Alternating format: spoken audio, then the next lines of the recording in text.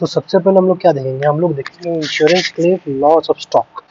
तो ये काफ़ी एडवांस लेवल का सम्स है। तो इस सम्स में हम लोग को क्या देखना है, हम लोग देख रहे हैं कि अग्नि trader suffered a loss of stock due to fire on 31st May 2025। That means 31st May 2025 इसका जो शॉप है उसमें आग लग गई है। ठीक है, तो हमें बोलना है from the following information prepare a statement. यहाँ पे memorandum trading profit and loss में स्टेटमेंट बनाने बोला है, तो स्टेटमेंट बनाएंगे हम लोग। तो स्टेटमेंट कैसे बनता है, हम लोग जानते हैं कि स्टेटमेंट में ऐसा एक तो कॉलम होता है, just statement form, we have to write like this. तो हमारे पास क्या क्या डेटा दिया हुआ है, स्टॉक, ओपनिंग स्टॉक, ये कौन से साल का है, 2024। मतलब हम लोग यहाँ पे एक डेट शीट बनाते हैं। ठीक है, तो ये हो गया ओपनिंग। और परचेजेज ड्यूरिंग द ईयर, मतलब 31 मार्च 2025 तक का परचेजेस दे दिया हुआ कितना, 3,20,000।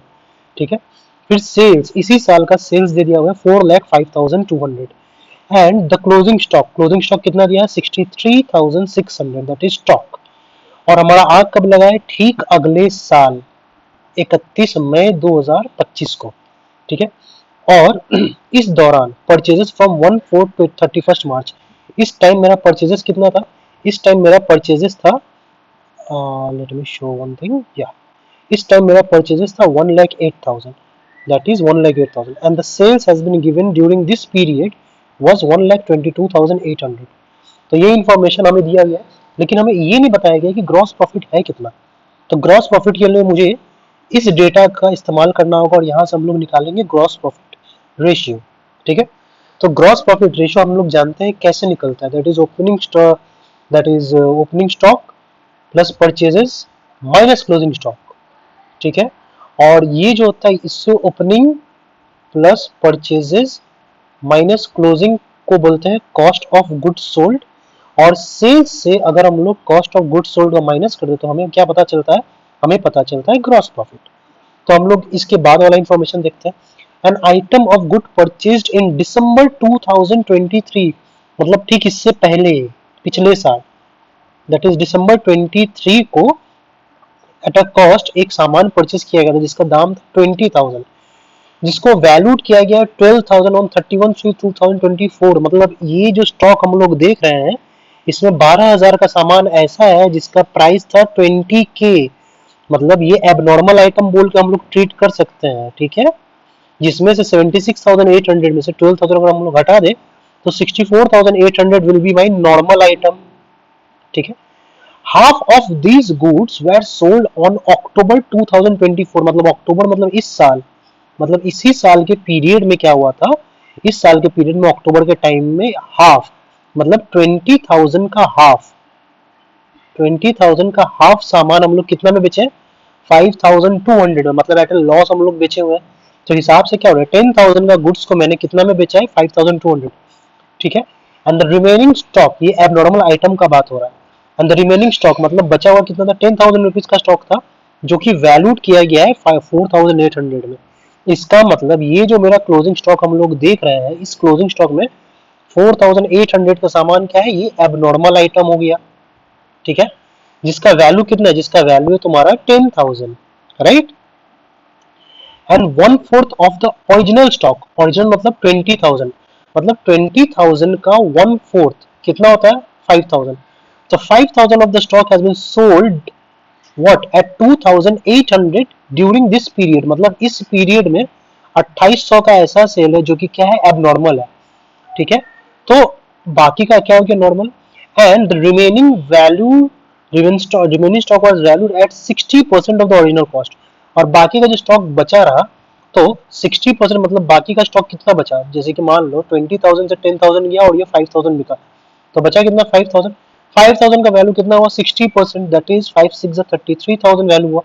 तो खैर ये हम लोग बाद में देखेंगे, हमारा कॉस्ट कितना खत्म हुआ वो देखते हैं। तो हम लोग सबसे पहले क्या करेंगे, ग्रॉस प्रॉफिट। तो ग्रॉस प्रॉफिट में हमारे पास क्या डेटा देगा, हम लोग सेल्स क्या करेंगे, सेल्स।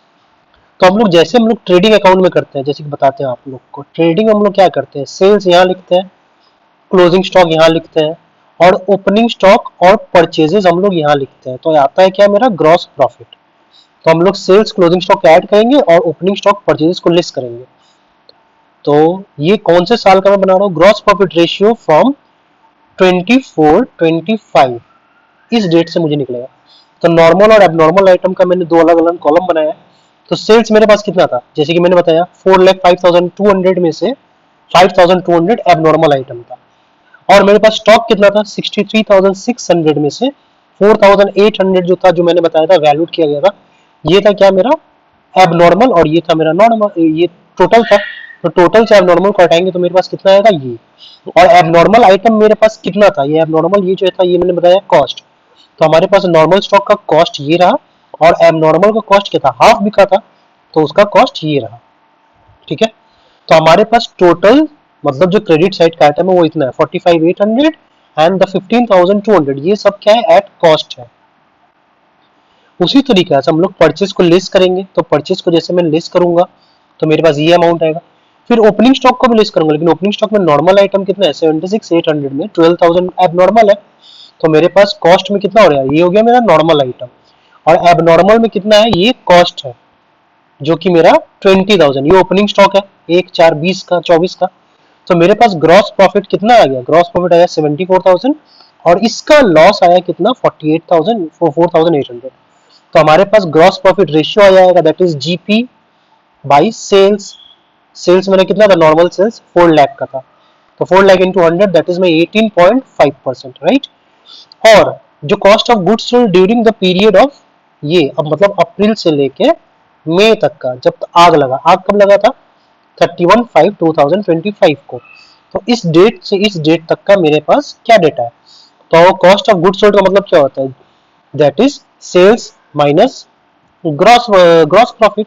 ठीक है, तो हम लोग क्या करते हैं 1,28,800 में 2800 का एबनॉर्मल आइटम था, तो इसमें से हम लोग क्या करेंगे 100% में से 18.5% जो ग्रॉस प्रॉफिट है उसको अगर हम लोग हटा देते हैं तो हमारे पास क्या आएगा कॉस्ट ऑफ गुड्स सोल्ड। तो नॉर्मल आइटम का कॉस्ट ऑफ गुड्स सोल्ड कितना आया था 97,800।